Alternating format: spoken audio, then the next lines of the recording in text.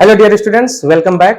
आप सभी का आज की क्लास में स्वागत है। बेटा, यह क्लास इंग्लिश ग्रामर की एक जो सीरीज चल रही है उसमें जहां पर लेक्सिकॉन टॉपिक के अंतर्गत या लेक्सिकॉन प्लेलिस्ट के नाम से एक प्लेलिस्ट अपलोड की जा रही है, जिसमें आपको ढेर सारे वर्ड मीनिंग वोकेबलरी सेक्शन को पूरी तरीके से कवर किया जा रहा है।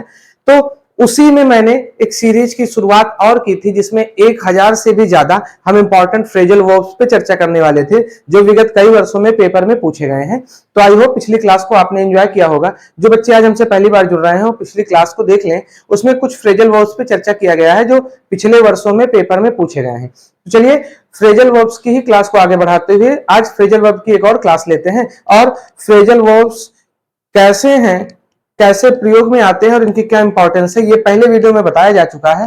तो बहुत ज्यादा समय न लेते हुए हम क्लास को स्टार्ट करेंगे और इंपॉर्टेंट फ्रेजल वर्ब्स पे चर्चा करेंगे। तो एक बार फिर से हमसे जुड़ने के लिए बहुत बहुत धन्यवाद। चलिए आज की क्लास को स्टार्ट करते हैं और जैसा कि आपको पता है हमारा टॉपिक है फ्रेजल वर्ब।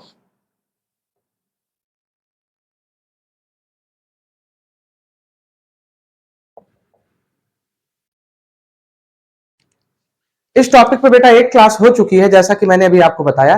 जो बच्चे हमसे अभी अभी जुड़ रहे हैं वो उस क्लास को देखकर तब इस क्लास से फिर जुड़े। चलिए आज की क्लास को शुरू करते हैं और आज की क्लास का हम पहला शब्द देखते हैं। देखिए, अगर मैं आज पहले शब्द की बात करूं तो बहुत ही इंपॉर्टेंट एक शब्द है बेटा, एक्ट फॉर। इसका मतलब क्या होता है? Doing the duties of another. Doing the duties of another इसका मतलब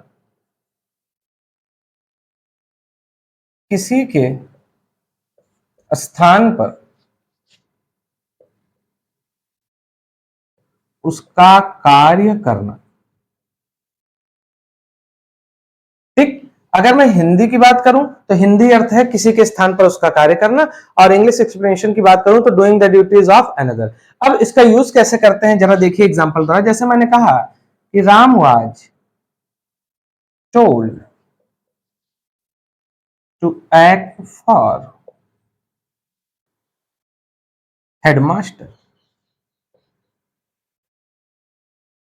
ठीक, तो बेटा पहले एग्जांपल की मैं बात कर रहा हूं, एक्ट फॉरवर्ड है मेरा आज का पहला। Doing the duties of another, किसी के स्थान पर उसका कार्य करना। जैसे राम वाज टोल्ड, राम को कहा गया था to act for the headmaster, कि आज हेडमास्टर साहब नहीं है तो हेडमास्टर साहब के स्थान पर उनके जैसा कार्य आपको करना है। आप ऐसे देखिए, जैसे जब कोई किसी पद पर रहते हुए अगर मान लीजिए वो छुट्टी वगैरह पे चला जाता है या वह किसी कार्यवश बाहर जाता है तो अपनी जगह पर एक एक्टिंग उस पोस्ट का, उसको जैसे मान लीजिए अगर प्रिंसिपल है वो नहीं रहेगा तो एक्टिंग प्रिंसिपल रख के जाएंगे। तो कार्यवाहक जिसको आप कहते हो, ठीक, जो उस दिन का काम करते हैं, तो किसी के स्थान पर उसके जैसा कार्य करने के लिए क्या करते हैं? एक्ट फॉर शब्द को यूज करते हैं। आई होप आपको ये शब्द समझ में आ गया होगा।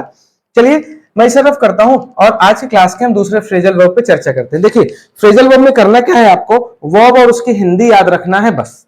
ठीक, सेंटेंस आपसे बनवाएंगे नहीं, एग्जामिनेशन में आपको पता है एमसीक्यू टाइप के क्वेश्चन आते हैं, तो आपको केवल वर्ड और उसका एक्सप्लेनेशन और हिंदी याद रखना है। सेंटेंस आप खुद से भी बना सकते हैं, ढेर सारे सेंटेंस बना सकते हैं। अगर आज की क्लास को आगे बढ़ाते हुए हम दूसरे शब्द पे चर्चा करें बेटा, तो बहुत ही इंपॉर्टेंट शब्द है एक्ट ऑन। अब एक्ट ऑन का मतलब क्या होता है? एक्ट ऑन का मतलब होता है बेटा प्रभाव डालना। ठीक, अगर मैं एक्सप्लेनेशन की बात करूं तो मैं कह सकता हूं हैव एन इफेक्ट। जैसे सकता हूं his words acted on Ram, उसके शब्दों ने राम पर प्रभाव डाला। ठीक, एक और एग्जांपल मैं कह सकता हूं the flood has acted on a large area। The flood has acted on a large area। बाढ़ ने प्रभाव डाला है एक बड़े हिस्से पर। ठीक, तो आई होप आपको आज की क्लास का दूसरा शब्द एक्ट ऑन समझ में आ गया होगा, जिसका मतलब होता है बेटा प्रभाव डालना। ठीक, जैसे अगर दवा वगैरह किसी के ऊपर प्रभाव डालती है तो आप उसके लिए भी यूज कर सकते हो। The medicine has acted on Ram, Mohan, Gita, कुछ भी। बहुत छोटे छोटे एग्जाम्पल के द्वारा शब्दों के प्रयोग को समझिए। बड़े या हैवी एग्जाम्पल लिखने से नंबर ज्यादा नहीं मिलने वाले हैं, इसका विशेष ध्यान रखिए। ठीक, तो आई होप आपकी क्लास आज दूसरा शब्द आपको समझ में आ गया होगा, ठीक, जो कि था एक्ट ऑन। चलिए एक और शब्द पे चर्चा करें, तो एक्ट ऑन से ही रिलेटेड है बेटा एक्ट अपॉन।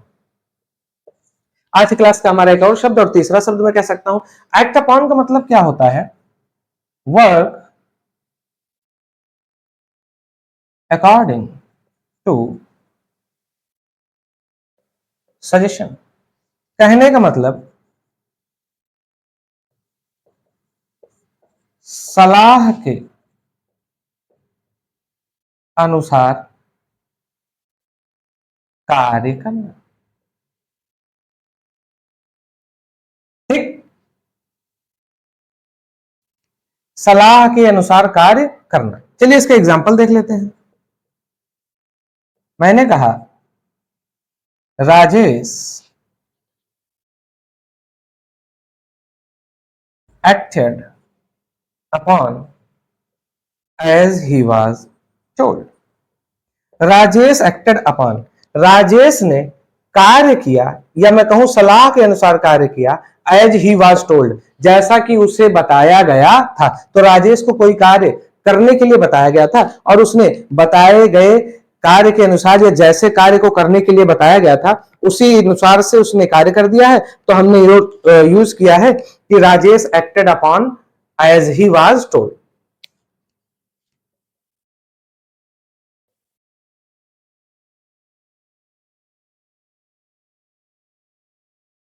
आई विल, आप शैल भी यूज कर सकते हो। विल मैंने इस वजह से लगाया है, देखिए आई के साथ और वी के साथ शैल लगता है बेटा, लेकिन जब दृढ़ता पूर्वक कोई बात कही जाए कि निश्चित है करूंगा तो विल लगता है।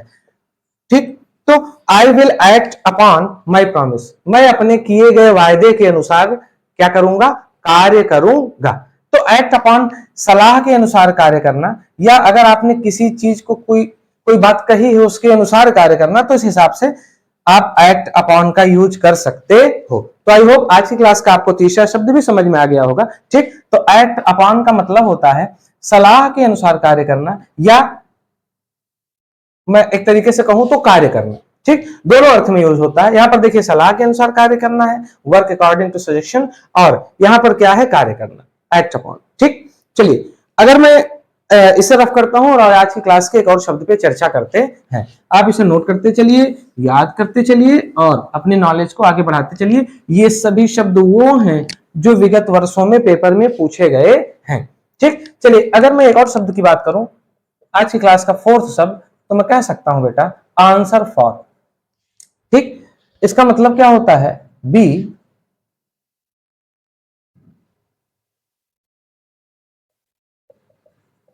Be responsible for. अब आंसर फॉर का मतलब बी रिस्पॉन्सिबल फॉर, अगर मैं हिंदी में बात करूं तो मैं कहूं कि के लिए उत्तरदायी होना। अब आप किसी भी जिम्मेदारी के लिए, किसी भी कार्य के लिए जब उत्तरदायी होते हो तो आपको ऐसी जगहों पर आंसर फॉर यूज करना है, जिसका एक और मीनिंग क्या होता है या एक्सप्लेनेशन क्या होता है? Be responsible for. चलिए एग्जांपल देखते हैं।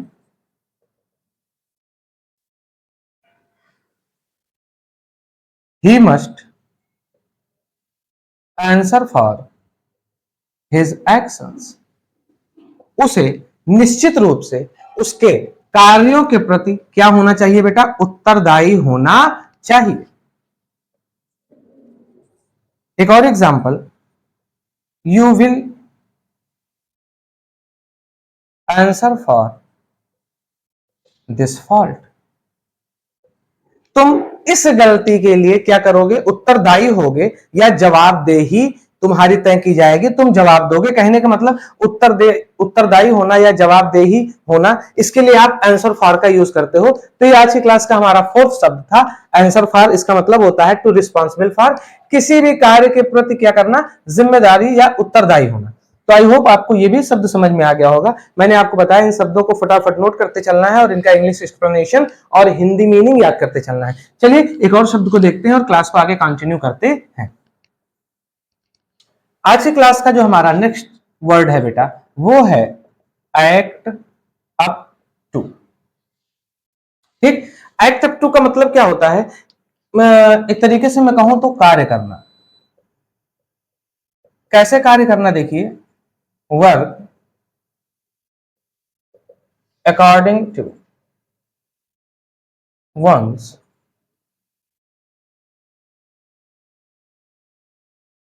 Reputation. Work according to one's reputation, अपना जो रेपुटेशन है उसके अकॉर्डिंग क्या करना? कार्य करना। जैसे manager acted up to this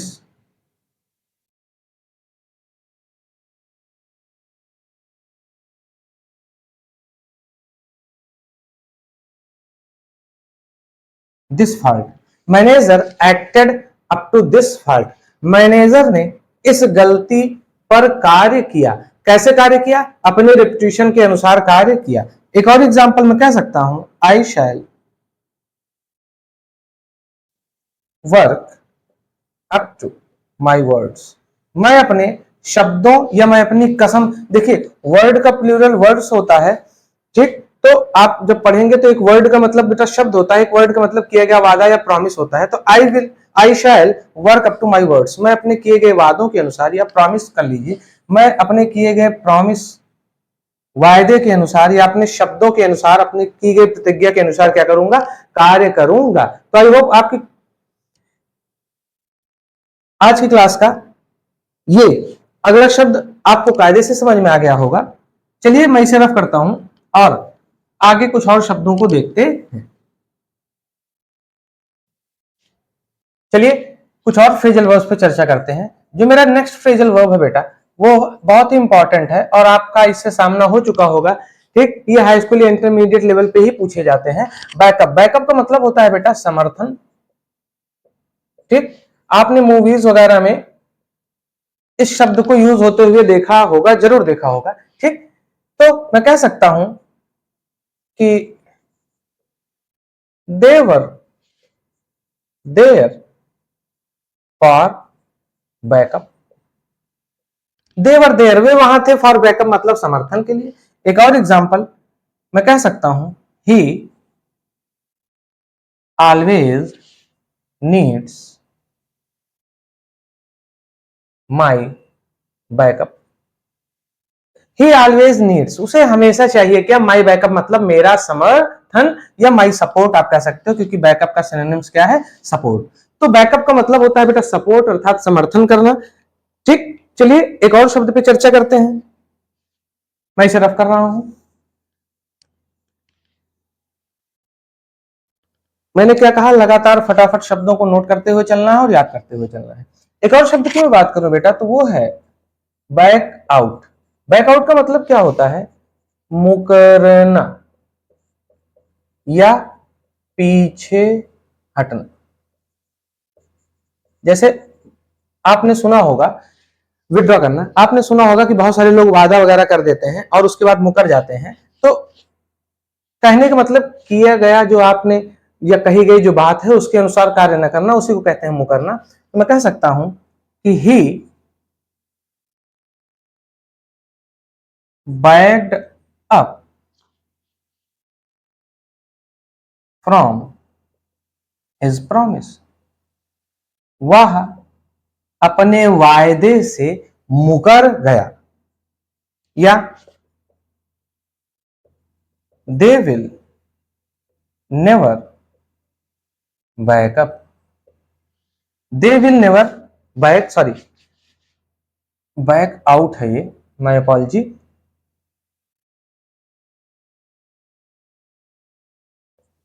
they will never back out. They will never back out, वे कभी मुकरेंगे नहीं। ठीक, तो गलती से बेटा मैंने बैकअप लिख दिया था। बैक आउट है मुकरना या पीछे हटना, withdraw. he backed out from his promise, या they will never back out। ठीक, तो ये आज की क्लास का एक और फ्रेजल वर्ब था। चलिए एक और शब्द देख लेते हैं जो बहुत ही इंपॉर्टेंट शब्द है। मैंने आपको बताया फ्रेजल वर्ब्स को आपको केवल वर्ब और उसकी हिंदी या इंग्लिश मीनिंग को याद करते हुए चलना है बस। ठीक, कभी भी किसी भी एग्जामिनेशन में आपको भी पता है कि ज्यादातर वनडे एग्जामिनेशन जो है वो एमसीक्यू टाइप के होते हैं, तो इस वजह से कभी आपको वो सेंटेंस बनाने के लिए नहीं देंगे, तो इस पे ध्यान दीजिएगा। अगर आपको मीनिंग और स्पेलिंग वगैरह याद है तो आप सेंटेंस बना भी सकते हो। एक और शब्द देख लेते हैं, वो है बेटा बियर अवे। बियर अवे का मतलब क्या होता है? बियर अवे का मतलब होता है विन, इसका मतलब जीतना। ठीक, जैसे राम हैड, बियर के सेकंड फॉर्म में बेटा bore, Ram had bore away many prizes last year. पिछले साल राम ने कई खिताब जीते। ठीक, या पिछले साल राम ने कई खिताब जीता था। तो बियर अवे का मतलब होता है जीतना। दे बोर अवे द मैच, उन्होंने खेल को, मैच को क्या किया? जीत लिया। तो बियर अवे का मतलब होता है विन, अर्थात जीतना। आज हमने कुछ इंपॉर्टेंट फ्रेजल वर्ब्स पे चर्चा किया। अगली क्लास में हम कुछ और इंपॉर्टेंट फ्रेजल वर्ब्स पे चर्चा करेंगे। हमसे ऐसे ही जुड़े रहिए और अपना प्यार और सपोर्ट देखते रहिए। अगर वीडियो पसंद आया करिए तो लाइक कर दिया करिए, शेयर कर दिया करिए, कमेंट सेक्शन में बताया करिए कि कौन सी चीजें समझ में आ रही हैं, कौन सी चीजें नहीं आ रही हैं। जल्द मिलूंगा आपसे इंग्लिश की एक और क्लास के साथ। तब तक के लिए keep practising and be happy, be healthy. Jai Hind.